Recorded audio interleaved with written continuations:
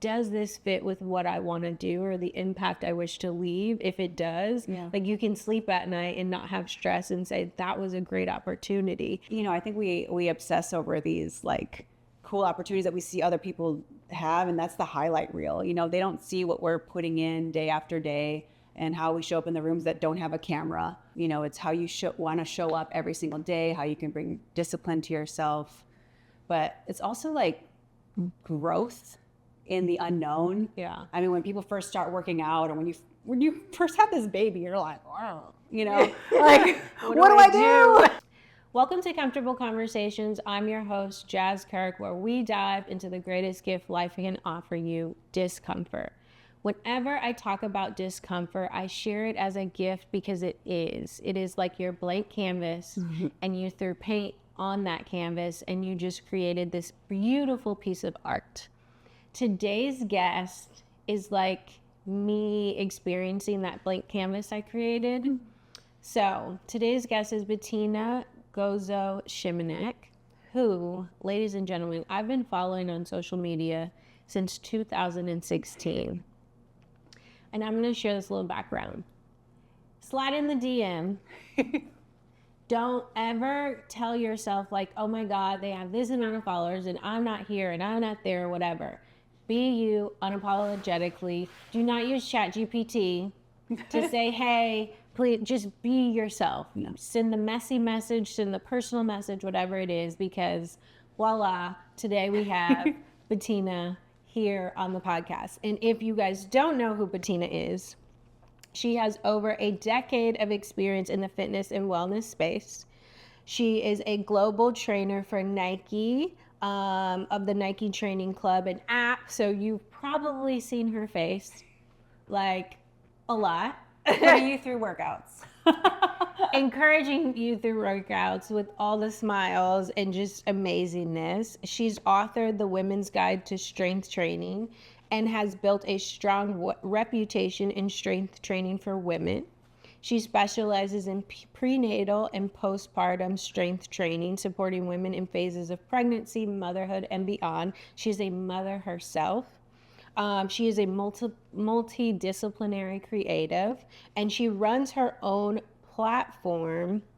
Is it BGTV? Betina Gozo TV, where she shares workout, community, strength, programming. If you follow her on social media, she shares her kids, her husband, her family, her life. So Betina, welcome. Thank you so much for having me. Oh my God. Thank you for sliding into my DMs. I know. And we live in the same city also. It was just like kismet to say, oh my God, this full circle moment. Yeah.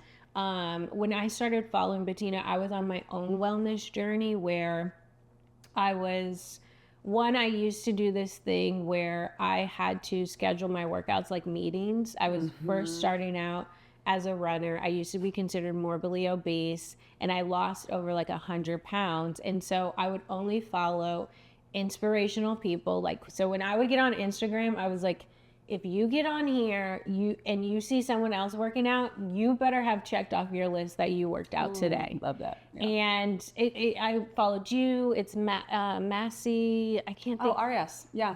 I followed her. So there were all these people that I was like, okay, you didn't get a workout in today.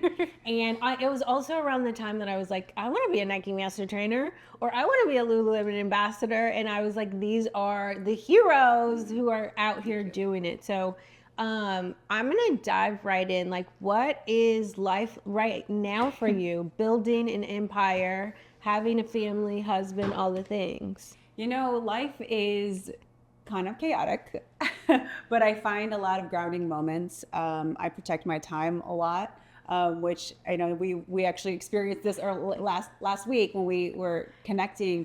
You know, we're like, I know you have a lot going on, but, you know, can we connect for? I was like, you know what? I have had the craziest 2 weeks. I'm protecting my time. And I love that your response was just like, yeah, I love that. You know, and so I have a life right now where it's, you know, I'm really prioritizing my children, but also wanting to create that empire. So I have to figure out those little places to be able to work on that while still being present as a mom and as a wife. I love the reason when you said like, I have to do the things that I'm prioritizing right now. And I respected it because so many people feel this obligation to say yes. And then, yes, you're preparing, but you may not need all of the prep. Like some of my guests, they do need like prep and better understanding. And it's like this alignment. But when you're already ready at any point in time, you're like, this is the easy part. My energy is best spent here. And so I really want to ask, like, how did you get to that place to be able to honor yourself and then vocalize it and have confidence? Like, this isn't going to ruin a relationship, a partnership or whatever, because I'm sure that's not the first time you've said it. Yeah. Well, you know, it took a lot of years to really get comfortable with that. I mean, in the beginning, when I first started my career, I was just saying yes to everything, which I think there's a time and place to do that, especially earlier in your career. You kind of have to just figure out what works, what doesn't work. And then as you get honed in a little bit more, you figure out what you need to say yes and no to. Because like you said, like I was confident in knowing that I may not need that prep time. And I said, hey, what can you give me to help me prepare in my own time? And I knew how that would work for me, but some other people may need that. Oh, I need that 30 minutes to prepare. And 8 years ago, I probably would have needed that. Yeah. You know, and I think at this point, just experience, and a lot of us want everything so instantaneously because we are in the world where Instagram is right there. Everything is right there in front of you. So we think all these things happen overnight, but a lot of this was 10 to 12 years of me prepping for small moments or big moments like this.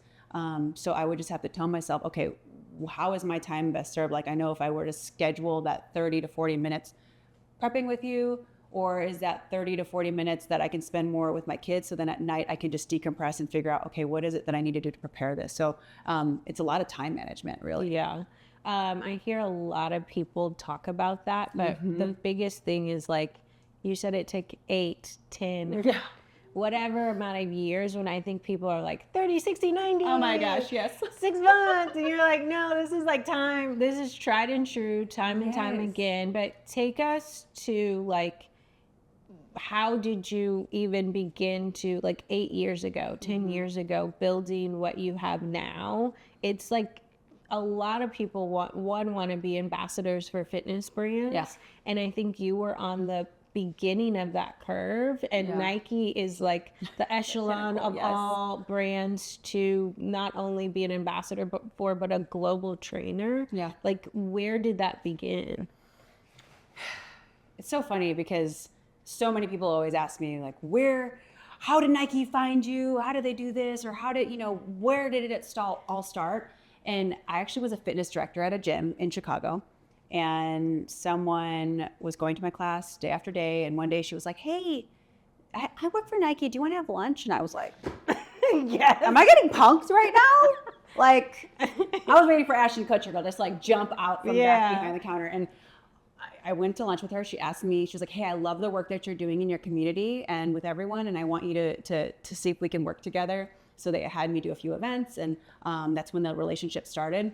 But they gave me a title, Nike Master Trainer, all these things. But the thing that really anchored me was keeping that sense of service in mind and who I stood for and who I wanted to serve and who I wanted to help.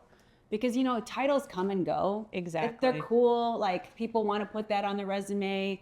But who are you? Yes. Do you embody it? Yes. Yeah. And for me, it was like, okay, I want to be able to show up to my work every day and be happy with what I'm doing. And if Nike's there beside me, great. But if they no longer want to be working with me, that's fine too, because I know who I stand for. And that's the thing that I always tell all the newer, younger trainers with Nike. Like, you should always have service in mind, because what you're doing as an individual, it's not as big as what like the bigger mission is, like I think that we always have to make it's like service over self. That's always been kind of my mantra. I love that you shared that, because in my just day-to-day work with my business and firm, I sit with people with their why. And so often people are looking externally and it's like, but where's your what? Like, what is your true why? And service you can apply over any and everything, paid, unpaid. You're able to look at opportunities to say, does this fit with what I want to do or the impact I wish to leave? If it does, like you can sleep at night and not have stress and say that was a great opportunity. But when you're kind of out of alignment with that, it's alignment. Oh, yes. I did that, but this didn't come about and I didn't get this type of attention and awareness. And it's like, but what was your intention behind it? I'm huge on that. So it's really interesting to hear.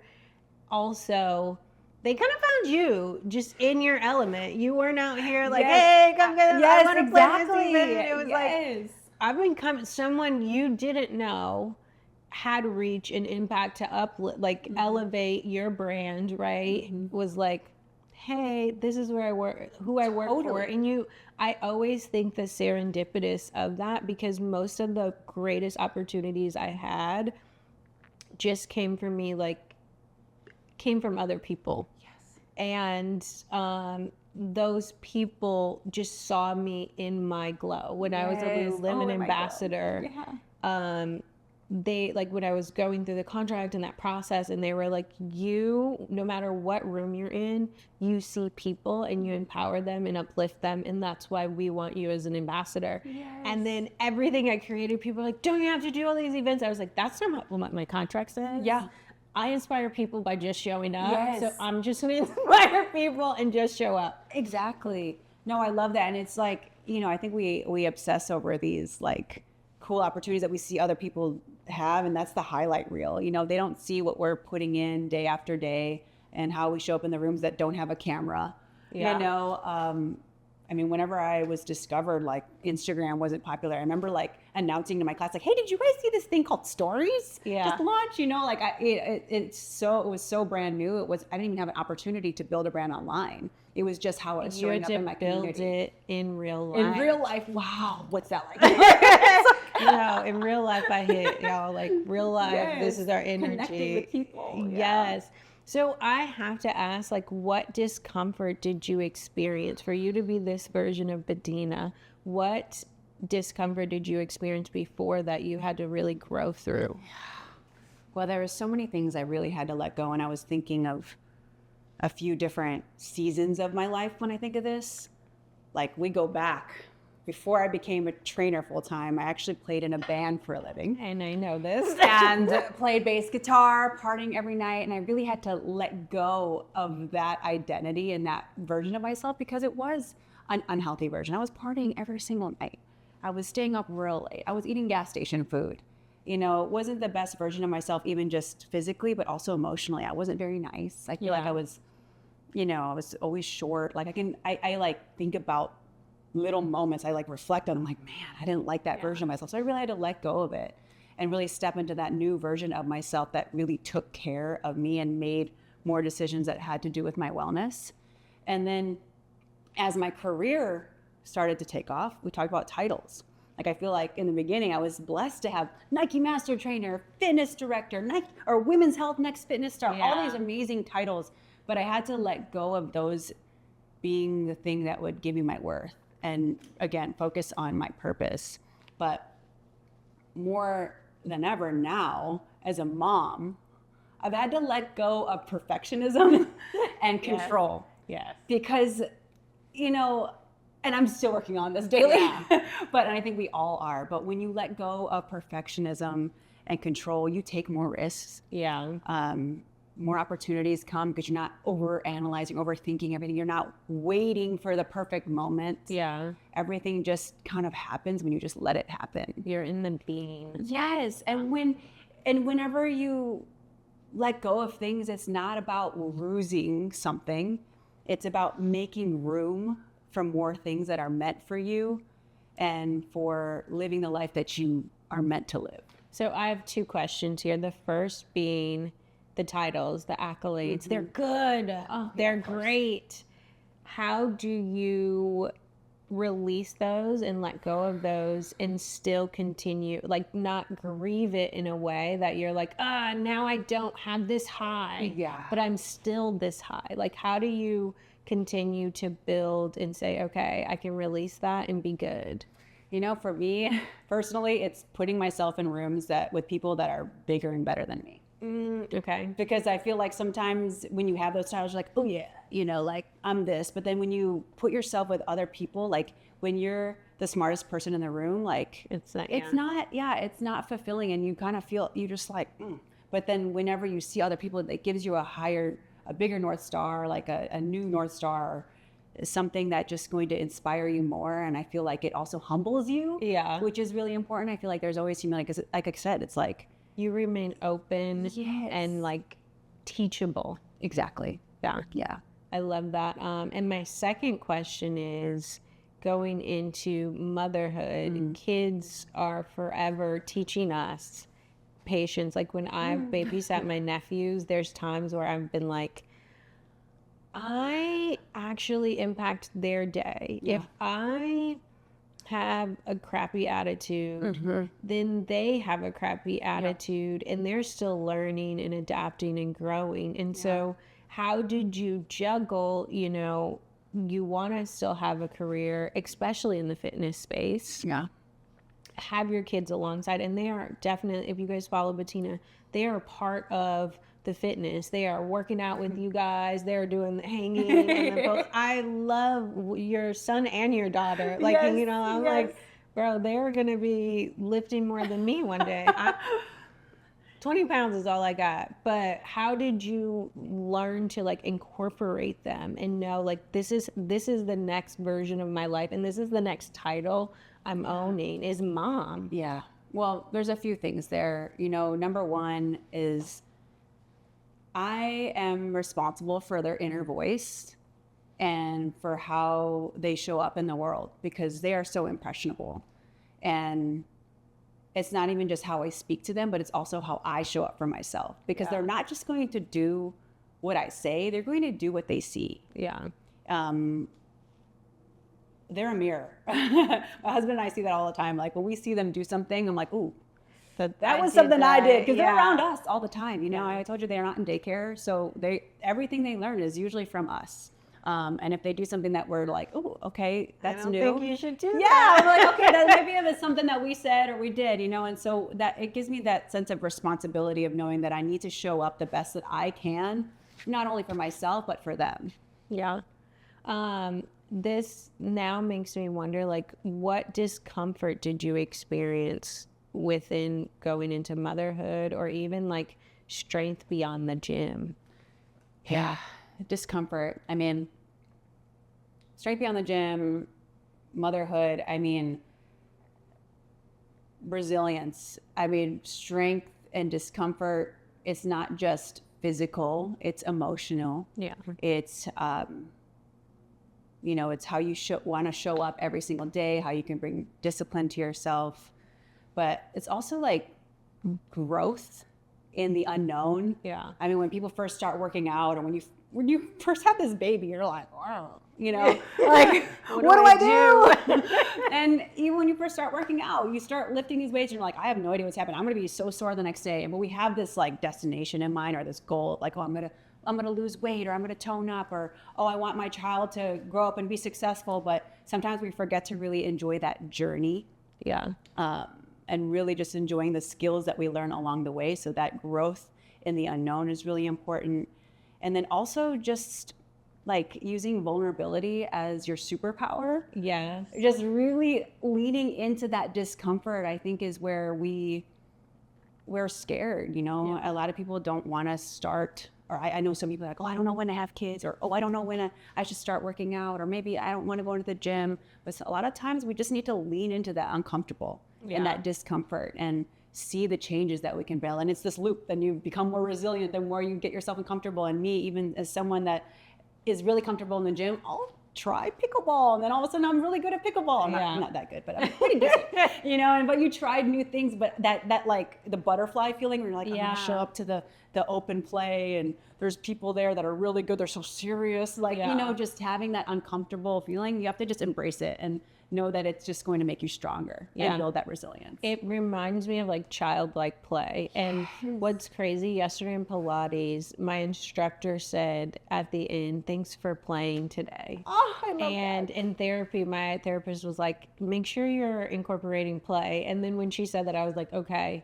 we gotta infuse more play. We really do. And it just gives you that growth encourages you to, and I keep saying be teachable and open, because that's where having a growth mindset versus a fixed mindset comes, because then you're easily able to release and let go and let flow all of the things. Yeah.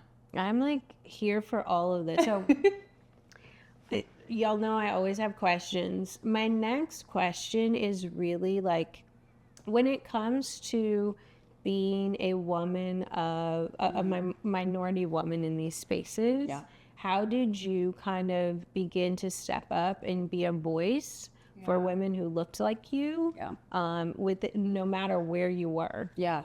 Wow. You know, when I first started, there were no other Filipinos, no other Asian women, not many brown women, or not even women in general, especially in the strength and conditioning world.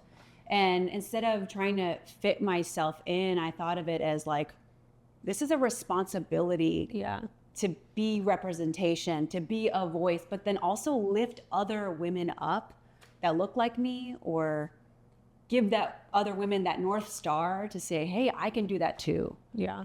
And, you know, I think it's just so important just to be that representation and to make my ancestors proud and to be my ancestors' wildest dreams. You know, I think my mom says it best. She was a single mom, and she's like, every time I see everything that you're doing, like, I never would have imagined, but it makes me so proud.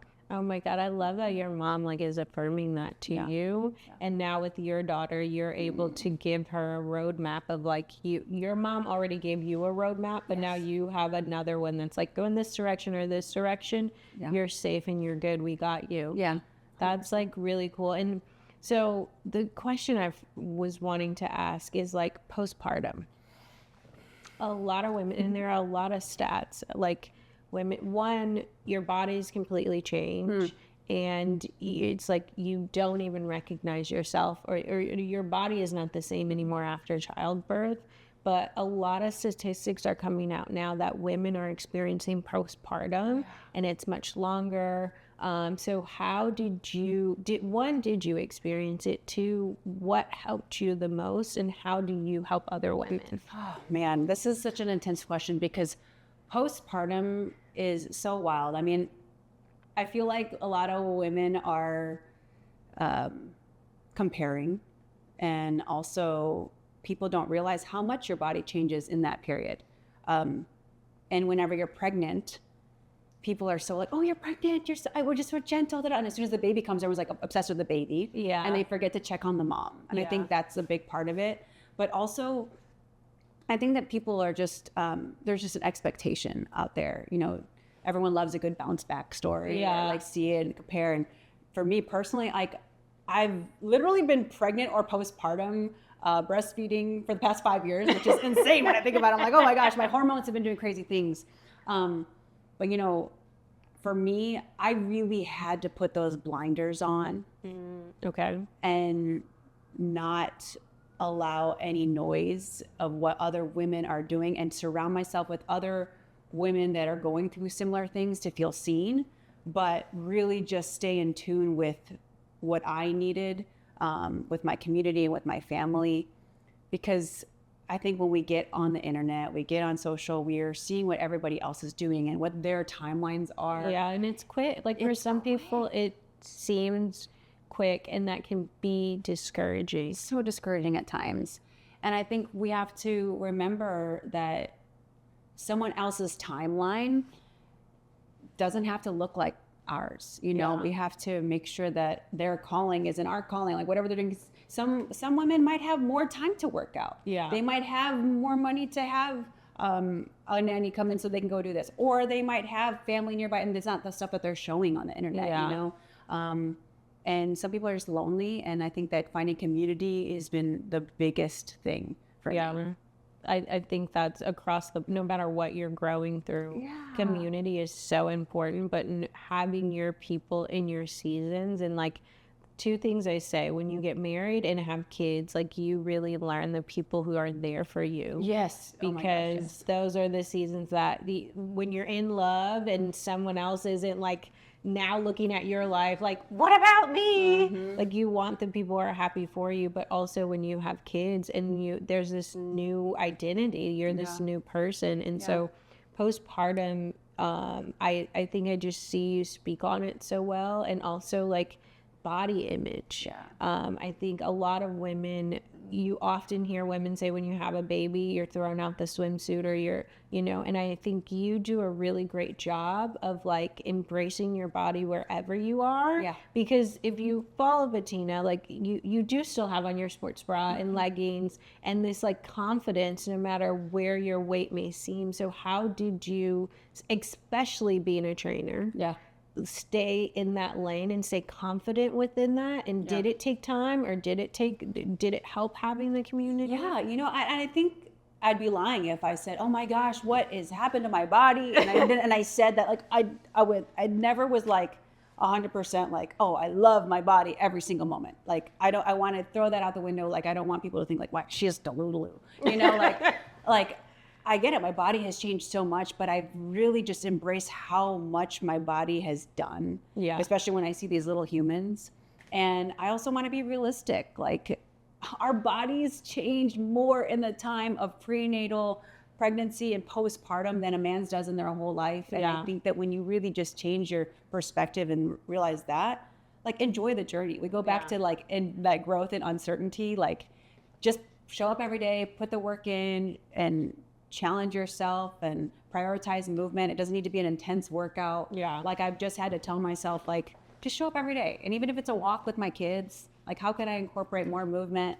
And then naturally, I'll feel like more like myself. It doesn't mean like my body will look like it did whenever I was 20, but I'm more confident in myself and how I show up. Yeah, I love that. And it's encouraging. I don't have kids yet, but I'm like, I'll be fine when you do. Yeah, You'll be fine 100%. when you do.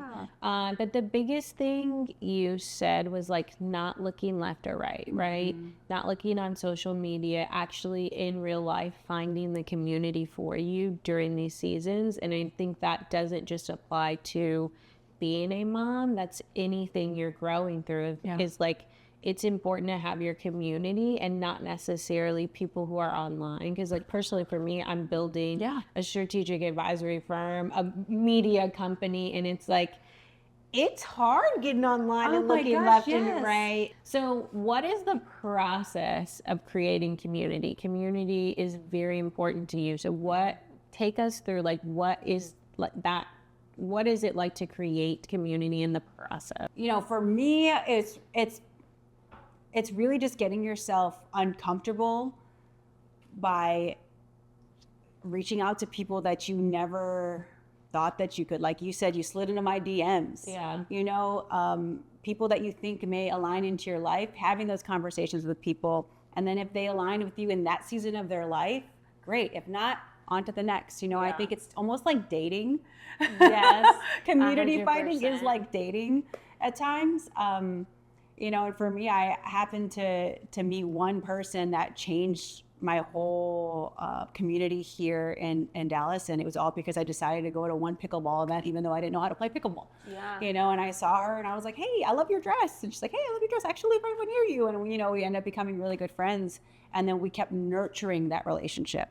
Okay. And it wasn't just like, "Hey, we met," and just like, "Okay, like." We'll like each other's photos on Instagram. Yes. It's not just about connecting on Instagram. It's about calling each other, having lunch, connecting, seeing if we can open those doors for each other and figure out if we're gonna vibe for each other. And then eventually, like you said earlier, it's like whenever the hard times come, can you see if they're around? That's really like where I think it kind of matters, because there are people that are going to be in different seasons of your life.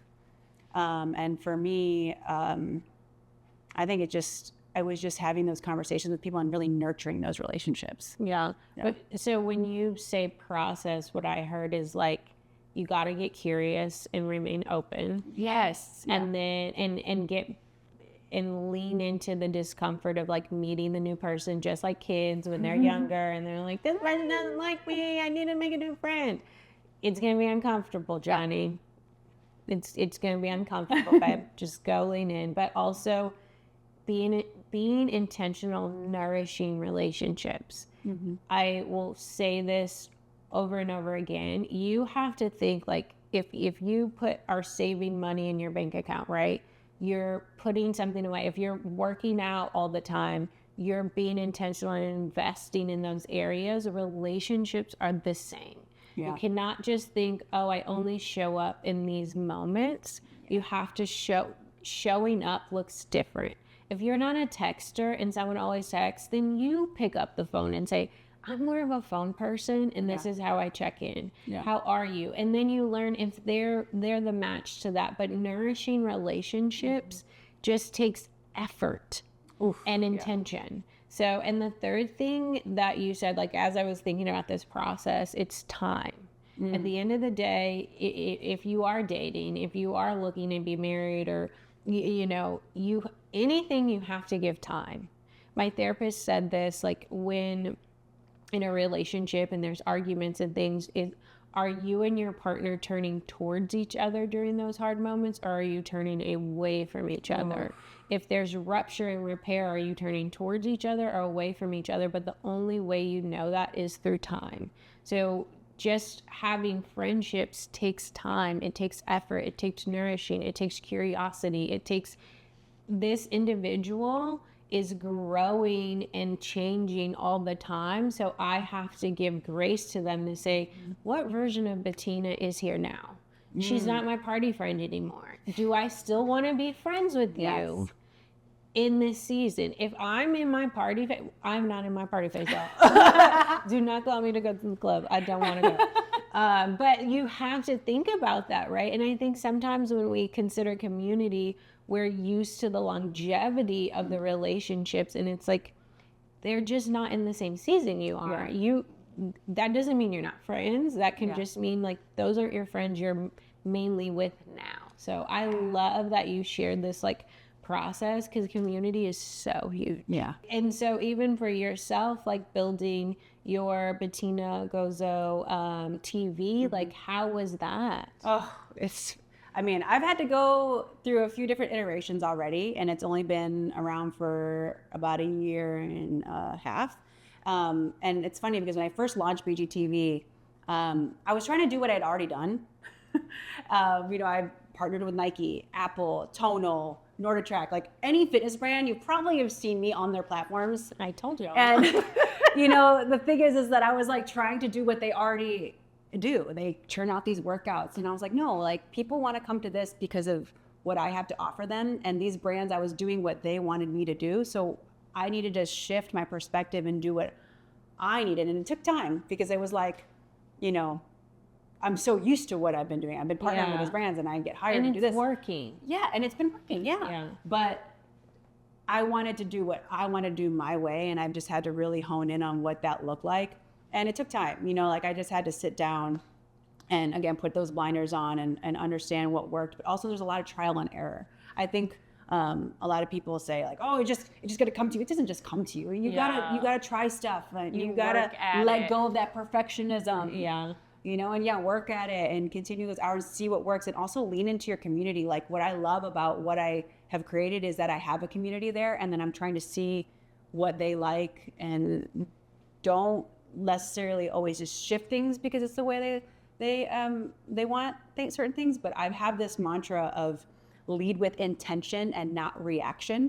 Yes. Because we really need to have that intentionality behind everything that you do. And when I really honed in on what that was, and I was like, all right, I want to serve the beginner. I want to serve their journey in every stage of their life and their fitness and their training. Then I was able to say yes or no to certain directions. Like, if someone clear, very clear, way clear. Yeah, I love that. I think similarly, I experienced that as well. But I think anybody experiences that because when you think of social media, if you're on YouTube or all these platforms, it's like, this is what you should be doing. Oh my gosh. This is how you should be doing it. This is how many things you need to churn out. And I'm going to be honest, that's overwhelming. When you're trying to create something, it can feel overwhelming to hear all this external noise. And then it also can be discouraging because you're like, well, I'm not doing it right. Or if it doesn't look like this, but it's really putting it out messy, putting it out when you're scared, putting it out when you're like, I don't know how many views this is gonna get. Oh my god, the viewership is so low, or the likes is so low. But you don't know what someone else is gonna see, because when you are intentional and you stick to your why, it's like, but did this serve the beginners? Like, I wanted it to serve the beginners. And when you can say yes, it hushes everything else that's outside. Yeah, I think we really got to get away from like the followers, the likes, and the things, because even if you're impacting one person, that's incredible right there. Yeah. You know, I typically live my life like that. Like, one is enough. Granted, listen, I'm a little vain sometimes, though.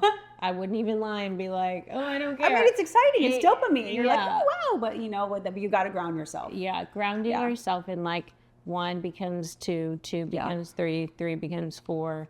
And you can compound that, but you got to know what you're good at. Yeah. And you'll get there. Like, there's a million people in this world. You're still 1 in a million. Yeah. You're like feeding me life right now. I love it. So, okay, I also need to ask, when it comes to the fitness world, what are like one trends that you're like, ick? I hate to put you on blast. No, it's you know, because I've always been one of those people that's like, I'm just happy for people to move. I want people to move. I'm happy with them, like, you know, just doing something that encourages them to have more movement.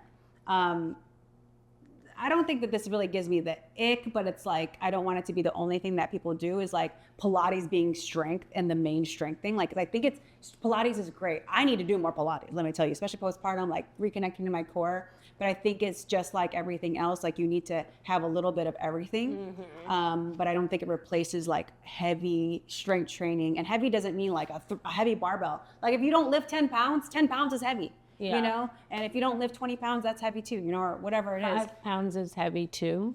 Yeah, to some people, Like, especially when you're totally. So it's just like, I think that people shouldn't just focus on only Pilates. I feel like Pilates just got like really, really big. Pilates has gotten like in hot Pilates now. I'm like, guys, I don't want to do hot Pilates because regular Pilates it's already hard. is hard. Like, heated yoga was too much, but I did it. But totally. Yeah, and the thing is like, I think Pilates is so beneficial, but I don't want it to replace true strength training and true strength and conditioning, because, and I don't say strength and conditioning like you have to do heavy barbells and this and that, but I want women to embrace what a heavy dumbbell looks like when they're doing a squat, a lunge, like basic movement patterns, but then also put a little bit of agility in there, move side to side, you know, be explosive, because, you know, fast twitch muscles are really important for us to move, and Pilates is very slow and controlled. Like, there's nothing where you're moving dynamically. And let me tell you, when I'm a mom, my 2-year-old is fast. So if he's in the parking lot, I need to be able to move quickly. And we lose those fast twitch muscles as we age. So I don't want Pilates to be the only thing. Like, it's strength training, when you're putting yourself under just a goblet squat and you can change the tempo, move fast, you know, that's going to help those fast twitch muscles develop and retain them. So I want people not just to do Pilates, but also strength training. But there's a few things within there, because one, educating yourself on the movement that is for your age. Because as women age, like, we need strength training. We do. Like, it is important because our actual bones and like calcium and all of that those things are important. And I do think, because people feel the tension within, like, if you're on a Pilates reformer or you do have the weights around your arms, that equates to strength training. Yes, of course. And it's like your actual true body strength that you're using. And you're also talking about functionality, mobility, flexibility. So you have to, like, I'm personally a runner, but I also strength train several times a week, and I also do Pilates.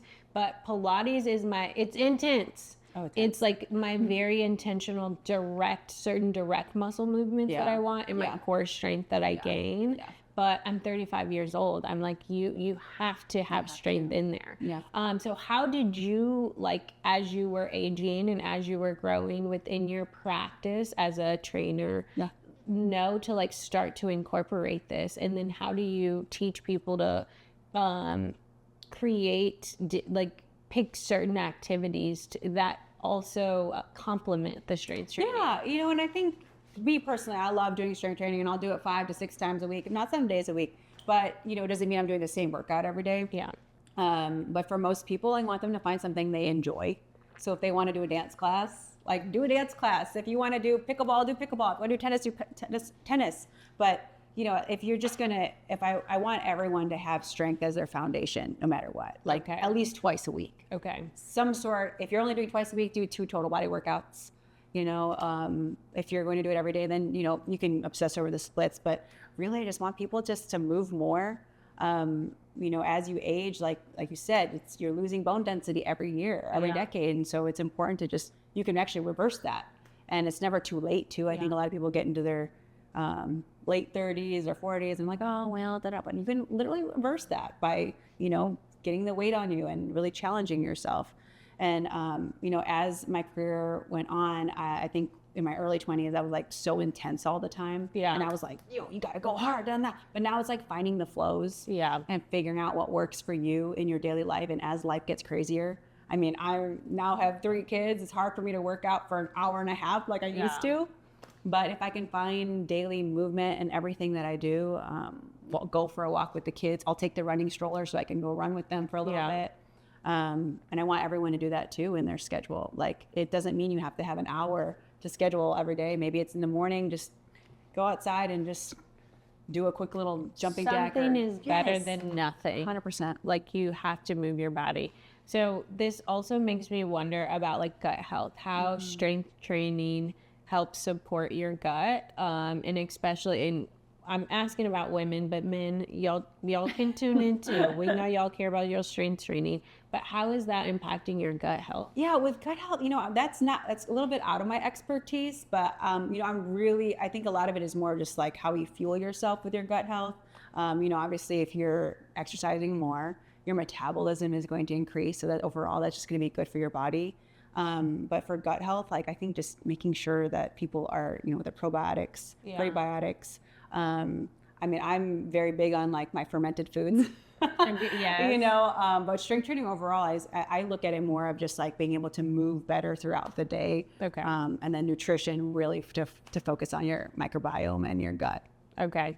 I had to ask that because I think so many people do experience like gut issues. Yeah. And then when they are working out or they're considering workouts, they're like, well, this is helping that. Yeah. Or and they're so hyper focused. So I wasn't sure, like when you have clients, is this an issue that they're kind of experiencing? Yeah. How you're helping? I think a lot of it would just be like timing of like nutrition, because a lot of people, they might just eat right before, and then all of a sudden they're feeling like they're about to throw up because they just ate like 10 minutes before or whatever. But yeah, I think it's just the timing of nutrition. But I think before like people obsess over that, I just want them to start moving. Yeah, you're like, get up. Yes, get up and go. Your body. If it's a 5K, if it's 30 minutes in the gym, don't get a gym membership just for it to charge your bank account. Yes. Oh my gosh, yes. Move your body. So my last question for you is like, what is an uncomfortable conversation, if it be in the wellness space or just personal life, that you're seeing that you want to bring to the forefront of like, let's make this comfortable and start talking about it. And it may feel discomfort, but we need to like start addressing this. So there are 2 things that kind of come to mind. Actually 3. But the first thing was, we touched on a little bit already, is that postpartum. Yeah. I think more women need to talk about how challenging it is. Yeah. Especially subsequent pregnancies. Like I said, it was 3 pregnancies in 5 years. It's pretty intense. But having that community was really important. I think more women need to talk about it publicly, just with their friends. Stuff. It doesn't need to be all over the internet, but just with their friends, just talking about that. Because I feel like when I opened up a little bit more about how challenging it is, I'd had other friends who were like, oh my gosh, I went through that too. Yeah. And so that's a big thing. And then the other thing is that like wellness isn't necessarily just like smoothies or, going to the spa. Like it's not just aesthetic. Yes. It's really just the overall, like thing about how you take care of yourself with growing a business or managing life and balancing and because it's not really balancing. You know, Yeah. balance is such a myth, right? Yeah, it's Like an there's ebb nothing and that's, flow, it's yeah. an ebb and flow. It's finding fluidity. And I think the last thing is really how faith can come into all of this. Because for me, I and I'm still growing in my faith a lot. And I have found that when I am so connected to my faith is where I'm the most grounded. Because, when it comes to like a routine for me, and my biggest wellness routine, it's prayer and meditation. Yeah, same. It's talking to God. Yeah. It's listening to God, is that meditation, and being more in tune with myself. And I think the other part of that is also sacrifice, because our bodies are a temple that God has given us. Yeah. And our bodies are how we interact with the world. Yeah. And I think more people need to speak on that. Like, and I mean sacrifice, like, I love a good cupcake. I love a good cheesecake, but I'm not going to eat it every day. Right. And all the desserts or all the little like fun things that we want to eat every day. Like, I know that if I'm going to nourish my body the way God wants me to, and so I can show up for everybody else, I need to sacrifice the cupcake, the cheesecake, or whatever it is. And, and that's also sacrificing time, things that we waste our time doing, like scrolling, and prioritizing exercise and things that are good for our mental health. Yeah. So I just want more people to speak to faith, not just being about that prayer and that meditation, but like the temples that God has given us, and how that is our vehicle with how we interact with the world. Because the more I open up about my faith, the more I'm like, aha, I knew it. How about you, What is crazy with studying discomfort and having this podcast, and every single guest, discomfort and faith go hand in hand. Discomfort and faith are just like buddies who, you want to get through discomfort. The reason I say it is a gift, it is because faith, whatever, if it's God, the universe, or whatever, is right by your side every time. So I love that you're sharing to people, like, the biggest takeaway is speak. It doesn't matter what experience, if it's postpartum, if it's your wellness journey, you need to speak about what your experiences are. You cannot discount your journey by not speaking about it, because you will encourage someone else's journey by just sharing it. And that's how you embrace vulnerability, right? Yes. When you speak from where you are, and I literally just shared this with a friend yesterday about her business, I'm like, you have help. You need to ask for it. Yeah. Like, you need to be able to say, this is what I need, and just be clear on that, and know there is going to be help in every single area, but you got to be open to it. You're not doing this alone. Stop looking at business alone. Stop looking at the wellness space alone. Community is how you grow.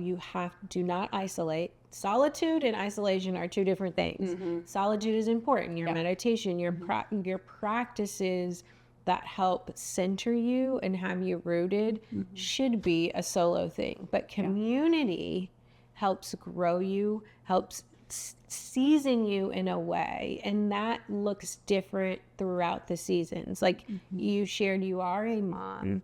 And the friends you may have had back when you were bass years and partying all the time is different. And so, Betina, I love that the uncomfortable thing is faith and speaking up. You have to use your voice.